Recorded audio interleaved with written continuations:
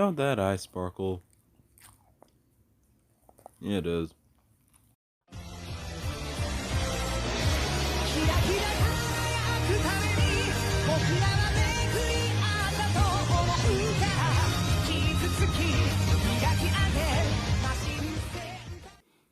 Hello and welcome to KamenRider Blackman. Apologies for not uploading within the last 3 weeks, which is kind of interesting to me because that means I've watched all Kirameiger in like 3 weeks.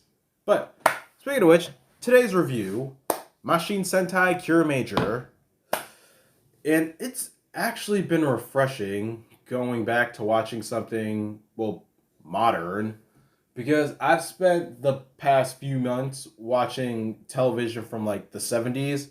So getting back to like the 2010s was just, it's well needed immediately. So let's start off talking about the opening and the closing themes. The opening is fine. I like the closing theme a lot more. I like the song. The dance number it has, it's weird, but it's not Ryu Soldiers, where it's... Yeah, I just like the song, so let's begin. So, to kick off this review, we're not starting with episode 1, we're instead starting with episode 0. And the fact that there is an episode 0 period, wow. Not a lot of shows begin with a prequel. Matter of fact, shows starting with a prequel, well, period, there aren't a lot of those. Drive is one. I can't think of any others. I'm sort of excited, but it's hard to say. Like, not a lot of shows like actually have prequels. We usually get everything from like episode 1, because it's where we meet our characters, the villains, and learn their motives. But no, we're starting with the protagonist-antagonist relationship being born. And so, episode 0, our origin story begins on the planet Crystalia, as it's soon under attack by the Yodam army. The king of Crystalia, King O'Radin, informs his daughter Mabushina of the current situation and tells her that Earth is their next target. So she is tasked with going to Earth and finding her father's contact there, to which we'll learn much later the connection between those two. And with his contact's help, they can find the 5 shining warriors who will challenge their enemies. And so, the Yodam army breaks into the royal castle, and we soon meet our generals, Crunchula and Garza. Garza turns out to be the king's Garza turns out to be the king's younger brother and Mabushina's uncle. It's clear here that he's betrayed his planet and now serves Emperor Yodam. And so, King O'Radin fights all of them in combat and is struck down by Garza. After he's dragged away, Mabushina is shocked by her uncle's betrayal and her father's death, and for a moment, she is just broken. But she does get herself back together, though, once she discovers the 5 Kirame Stones for the 5 warriors to fight with. She heads to Earth and is discovered by her father's contact, and the man is, I want to say, is the head of a conglomerate called Carrot, where the gear for the Kirameigers is already prepared.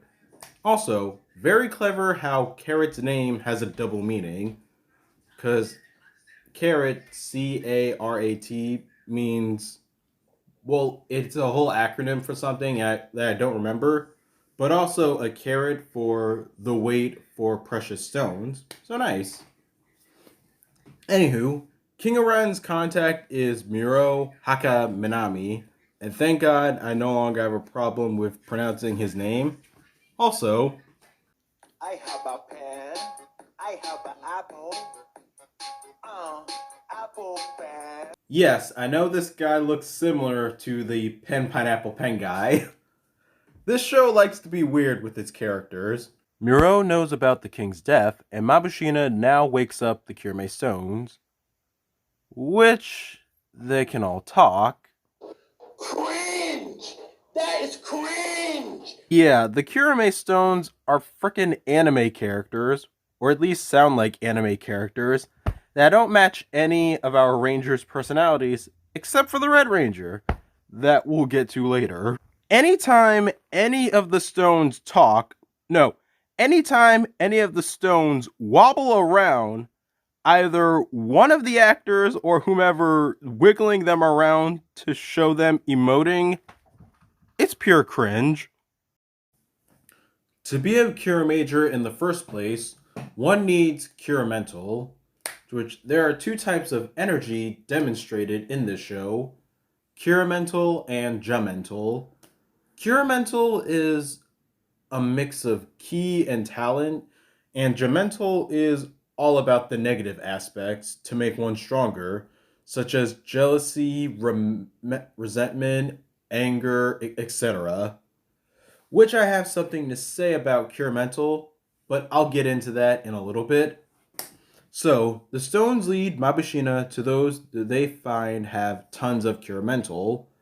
In correct order to who we meet, first it's Senna, a track runner who will be green, Shigeru, an actor who will be blue, Tametomo, an esports gamer who will be yellow, and Sayo, a doctor who will be pink. And yes, she's also the same actress who played KamenRider Spectre's sister in Ghosts. Honestly, the rest of this episode with these four, it reminds me of the start of Operation Overdrive, where different people in different fields are chosen to be rangers, except this is more sensible. They all meet Mabushina, they all witness talking Zeo crystals. They're confirming in their heads right now that aliens are real, so let's hear them out. The only one who hasn't joined yet is who will be Red, but we do meet him as he draws a horrendous portrait of a girl. Not intentionally to be mean, but to be fair, she first approached him to be rude, so lesson of the day, kids. Let's all be nice to each other.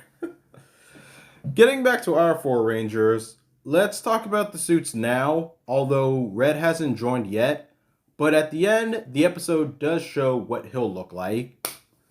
So, I actually really do like these suits. I love the shoulder pads, I love the sashes.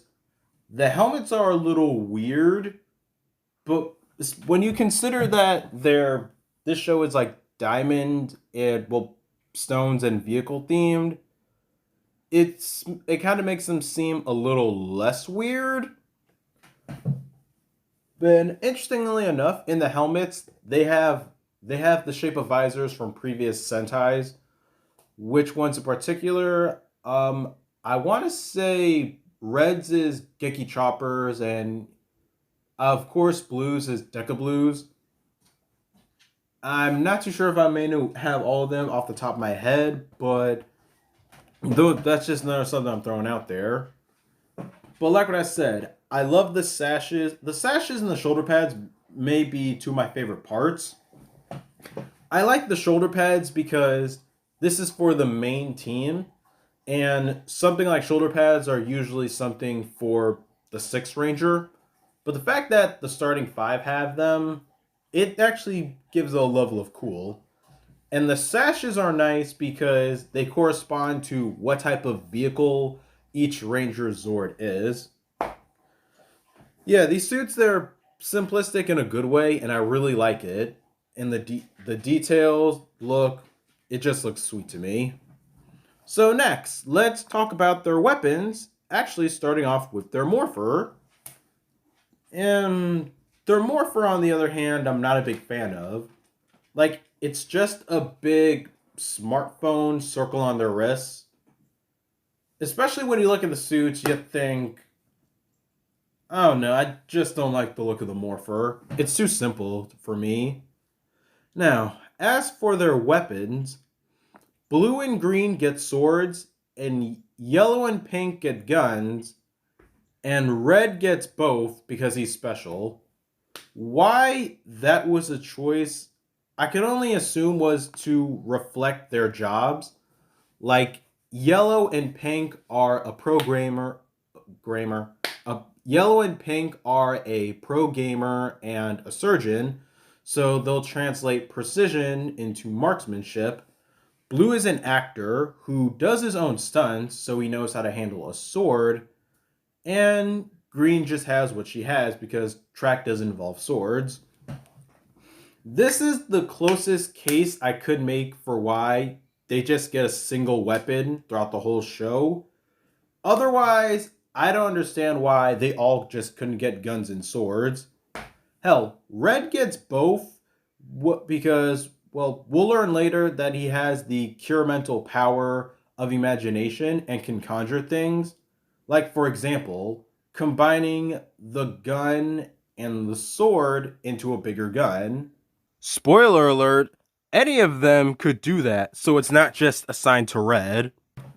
Now, we can get into episode 1, The Birth of the Machines. It picks up from episode 0, where the Yodam are invading, and the team formally meets their Red Ranger, Juru. And I'm surprised he's not a Kirame Stone himself, with how much he... And to be clear, yeah, the catchphrase is out there, and so is he. Whenever he draws, he suddenly has the need to make noises when he's drawing. Yeah, this is a kid who was always picked last for dodgeball. The start of the episode, semi-alone, is Juru watching and drawing the Kirameigers from whatever angle he finds. It is cringy, and yet he's completely introverted, which I don't mind. I'd rather pay attention to someone who's level-headed than someone who's optimistic as shit to the point of scaring me. Juru's Cure Mental actually allows him to create things, and he uses that to turn the Kirame Stones into the team's mechs, after he joins the team, of course. So, we're going to discuss the first 5 machines. So, Fire, Chevello, Mach, Jetter, and Helico. And I like the designs for the most part. They're really, well, for this show, it makes sense that they're rather metallic. I like the vehicles, like the one, I just like how they look for all of them. Fire is interesting because, well, he soon becomes the legs. But yeah, I like the look for the mechs in this show. And yeah, just in general, I like the mechs for this show. Can't think of one I apparently seem to dislike, and guess that's a good thing with how sparkly everything is. Well, so now, in episode 2, let's actually talk about the monster designs for this show, because there are 2 kinds, the Jamenshis and the Jamenjus. The Jamenshis are the smaller monsters for the Kirameigers to fight, and the Jamenjus are the giant monsters for the mechs. And while I'm talking about the Jamenshis, it's like, for the monster designs, you can obviously tell they're really Showa influenced with how everything is just a random object on the body of whatever person wearing a cape. You can tell it's inspired by that baseball monster from Go Ranger. And so that's literally every single monster. Some random object on the head and the body and a cape, because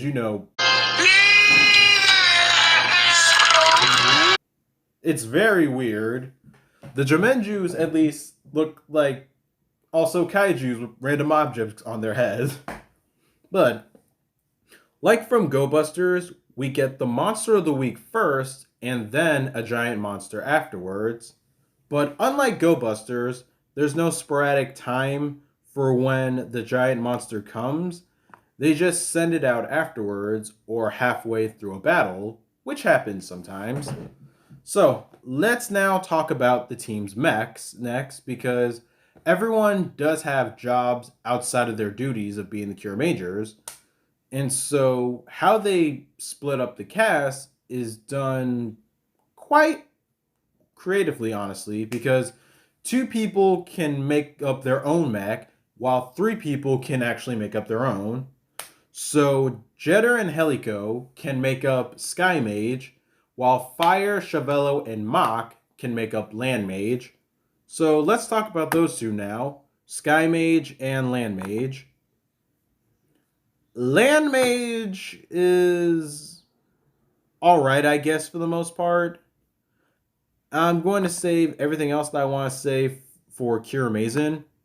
But Sky Mage 2, it's it's good for what it is. Both of these mechs are, because it's not the full team.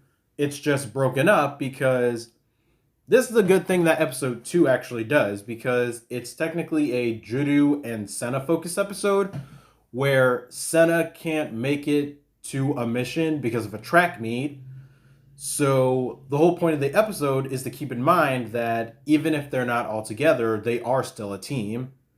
And so after they beat the Jimenshi, a giant monster comes out, so the three of them handle the monster.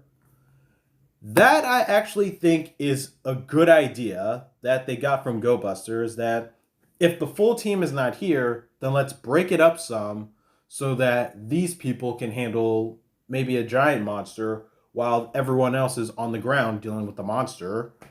It's clever and rather brilliant. And I would actually like to see something like that a bit more in Sentai, because I loved it when they did it in Go Busters and Beast Morphers, because it showed how competent the team is. And so, in episode 3, both Sky Mage and Land Mage can combine together to form Kiramei.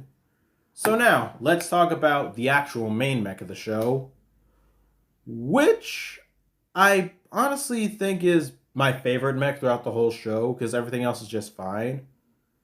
But it's super metallic, and I think what does it for me is that it feels more complete.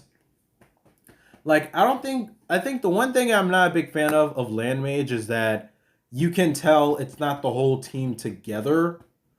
But when they all come together for Kiramei, it feels perfect. Kind of unlike Go Busters, where Go Buster Ace looked great on its own, but when it combined with everyone else, it's kind of eh. But back to Kiramei, this gets the job done. Like, everything's together, and even the jet becomes a sword, so that'll do it. I dig it. So, in episode 4, Garza comes to Earth for the first time in his own machine, a dark black train that can become either a T-Rex or Godzilla, and it's called Smog Joki. So let's talk about that mech. To which I actually really like Smog Joki. That might be the second machine in this show that I like. Like, it's black and purple, and it's a motherfucking T-Rex. Why wouldn't that be awesome? And it has a chainsaw tail. Awesome. Anywho, Garza tries to trick Mabushina into getting something of importance for him, but that gets shut down by Juru. How he tried to trick her was by lying about Emperor Yodam brainwashing him into killing her father. How Juru called him out was how Juru tried to call him out to say that he's lying was kind of out there, but it turns out that he resonated with King Aladdin, so he foresaw everything through a dream. How he managed to resonate with him is in the air, because they didn't show or when how it happened. So, in episode 5, we learned that there are Kirame Stones on Earth, good for the good guys, because 1, they're founded by Juru, and Juru can turn them into machines, and I'm almost losing my mind for a moment, and that's how we have our auxiliary mechs for this show. So, to start off with our auxiliary mechs, because I want to say 5 of them, there's the Chevelo Squad, which consists of Carry, Rollin, and Lifton. And much later, the other 2 are Duston and Mixelin. And weirdly enough, out of all the machines in this show, I think the one who has the most personality is Chevelo. Yellow's mech because he does so much for Tametomo, and like their relationship is like grandfather and grandson. And I say that in comparison to like everyone else because let me think. Fire is more of a musclehead. Mach is horny. Jetter is like a little brother, and Helico is well cutesy. The machines are really they're basically like what you would imagine if your favorite anime character or cartoon character just came to life. Shockingly.